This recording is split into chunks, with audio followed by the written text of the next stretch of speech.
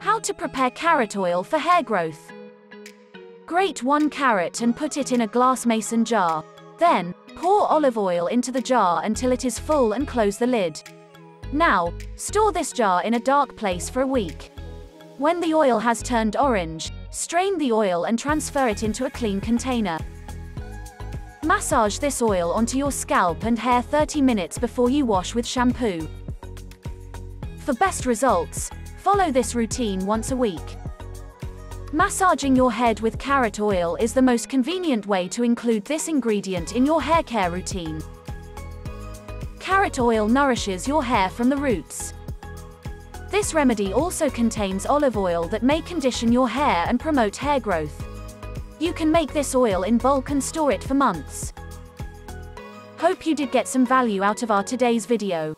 If you really did, hit subscribe button, press the bell icon in order to get regular updates from our channel.